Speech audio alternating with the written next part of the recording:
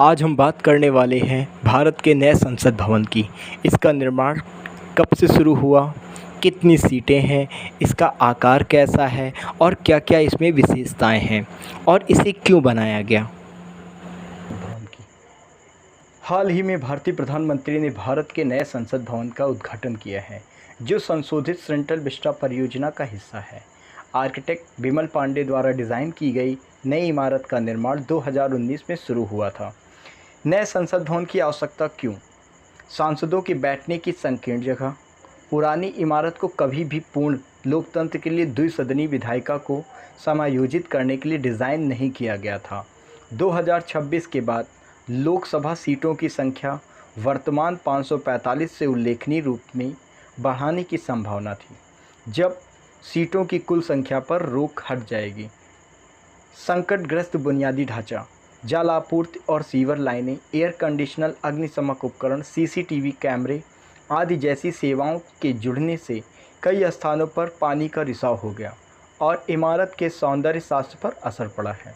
आधिकारिक साइट का कहना है कि इमारत में अग्नि सुरक्षा एक बड़ी चिंता है। अप्रचलित संचार संरचनाएं, संचार और संरचना और प्रौद्योगिकी पुरानी संसद में पुरानी थी और सभी हालों की ध्वनिक में सुधार की आवश्यकता है। सुरक्षा चिंताएं, पुराना संसद भवन तब बनाया गया था जब दिल्ली भूकंपीय क्षेत्र द्वितीय में था। वर्तमान में यह भूकंपीय क्षेत्र 5 में है। इससे संरचनात्मक सुरक्षा संबंधी चिंताएं पैदा होती हैं। कर्मचारियों के लिए अपर्याप्त कार्यस्थल, इन वर्षों में आंतरिक सेवा गलियारों को कार्यालयों में बदल दिया गया, जिसके परिणाम स्वरूप खराब गुणवत्ता वाली कार्यस्थल बन गए। कई मामलों में अधिक श्रमिकों को समायोजित करने के लिए उपविभाजन बनाकर इन कार्यस्थलों को और भी छोटा बना दिया गया था। नई संसद से संबंधित प्रमुख बिंदु क्या हैं? पहली, त्रिकोणीय इमारत, पर्यावरण के अनुकूल, भूकंपीय सुरक्षा। बात करते हैं त्रिकोणीय आकार। नई इमारत का आकार त्रिकोणीय है। इसका मुख्य कारण यह है जिस भूमि पर इसे बनाया गया वह त्रिकोणीय है। नई इमारत का डिज़ाइन विभिन्न धर्मों में पाई जाने वाली पवित्र ज्यामिति से प्रभावित है। इसका डिज़ाइन और सामग्रियां पुरानी संसद के पूरक हैं, जिसमें दोनों इमारतों के एक परिसर के रूप में कार्य करने की उम्मीद है। अब बात करते हैं पर्यावरण के अनुकूल। हरित निर्माण तकनीकों का उपयोग करके निर्मित नई इमारत में पुराने की तुलना में बिजली की खपत 30% कम होने की उम्मीद है।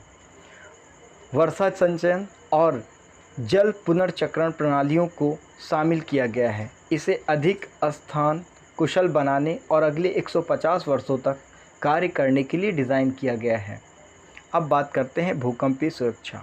चूँकि दिल्ली भूकंपीय क्षेत्र 5 में है, इसलिए इमारत भूकंप के लिए सुरक्षित मानी जाती है। लोकसभा, नए लोकसभा कक्ष में एक मोर थीम है, जिसमें दीवारों और छत पर राष्ट्रीय पक्षी के पंखों से बने डिज़ाइन तैयार किए गए हैं, जो चैती कालीनों से पूरक हैं। लोकसभा कक्ष में मौजूद 543 से बढ़कर 888 सीटें होंगी, जिसमें 1272 तक विस्तारित बैठने का विकल्प होगा। सेंट्रल हॉल की अनुपस्थिति में, जो पुरानी इमारत का आधार था, लोकसभा का उपयोग दोनों सदनों की संयुक्त बैठकों के लिए किया जाएगा। अब बात करते हैं राज्यसभा की।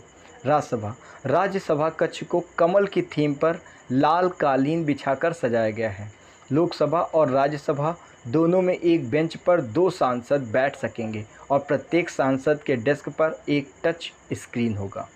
राज्यसभा कक्ष में 250 की मौजूदा क्षमता के विपरीत 384 संसद सदस्यों अर्थात सांसदों को समायोजित किया जा सकता है। दोनों कक्षों की बढ़ी हुई क्षमता परिसीमन के बाद सांसदों की संख्या में भविष्य में किसी भी वृद्धि को पूरा करने के लिए है। अब बात करते हैं संविधान हॉल की। नई इमारत में एक संविधान कक्ष है, जहां भारतीय लोकतंत्र की यात्रा का दस्तावेजीकरण किया गया है। पूरे भारत से सामग्री, इमारत के आंतरिक और बाहरी हिस्से के लिए निर्माण सामग्री देश भर से लाई गई है, जिसमें धौलपुर के समर्थ, मथुरा से बलुआ पत्थर और राजस्थान की जैसलमेर के लाखा गांव से ग्रेनाइट शामिल है। इसी तरह सजावट में उपयोग की जाने वाली लकड़ी नागपुर से मुंबई के कारीगरों ने लकड़ी के वास्तुकला डिज़ाइन का नेतृत्व किया है। उत्तर प्रदेश के भदोही बुनकरों ने इमारत के लिए पारंपरिक हाथ से बुने कालीन बनाए हैं। अब बात करते हैं गांधी प्रतिमा की। महात्मा गांधी की 16 फीट ऊंची कांस्य प्रतिमा, जिसे मूल रूप से 1993 में संसद के मुख्य द्वार पर रखा गया था, को पुराने और नए भवनों के बीच स्थानांतरित कर दिया गया है। अब इसका मुख पुरानी इमारत की ओर है, जो लोकसभा अध्यक्ष द्वारा उपयोग किए जाने वाले प्रवेश द्वार के पास है। यह प्रतिमा छात्रों और संसद सदस्यों के लिए विरोध प्रदर्शनों, सभाओं और फोटो आप के लिए एक महत्वपूर्ण स्थल रही है। इसका निर्माण पद्म भूषण पुरस्कार प्राप्त प्रसिद्ध मूर्तिकार राम वी सुतार ने किया था। अब बात करते हैं राष्ट्रीय चिन्ह। इस इमारत राष्ट्रीय प्रतीकों से परिपूर्ण है। इसमें राष्ट्रीय प्रतीक अशोक का सिंह स्तंभ भी शामिल है, जिसका वजन 9500 किलोग्राम है और ऊंचाई 6.5 मीटर है और दूर से दिखाई देती है। इस विशाल कांस्य मूर्ति को सहारा देने के लिए केंद्रीय फोयर के शीर्ष पर 6500 किलोग्राम की एक संरचना का निर्माण किया गया था।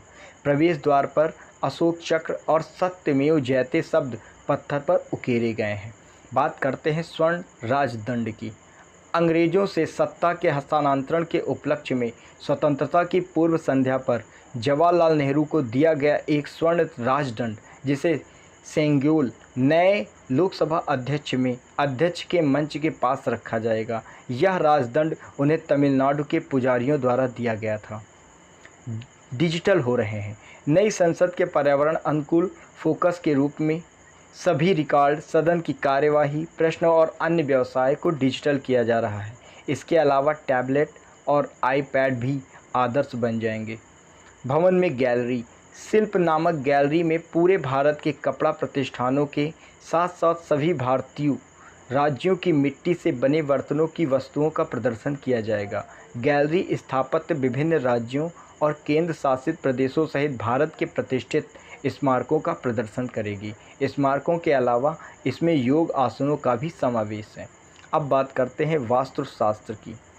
भवन के सभी प्रवेश द्वारों पर भारतीय संस्कृत और वास्तुशास्त्र में उनके महत्व के आधार पर संरक्षक के रूप में शुभ जानवरों की मूर्तियां प्रदर्शित की जाएंगी। इनमें हाथी, घोड़ा, चील, हंस और पौराणिक जीव शार्दुला और मकर शामिल हैं।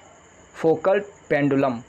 नए संसद भवन के अंदर एक फोकल पेंडुलम स्थापित किया गया है। संसद के अक्षांश पर एक चक्कर पूरा करने में 49 घंटे 59 मिनट और 18 सेकंड लगते हैं। फोकल्ट पेंडुलम, जिसका नाम फ्रांसीसी भौतिक विज्ञानी लियोन फौकल्ट के नाम पर रखा गया है, का उपयोग पृथ्वी के घूर्णन को प्रदर्शित करने के लिए किया जाता है।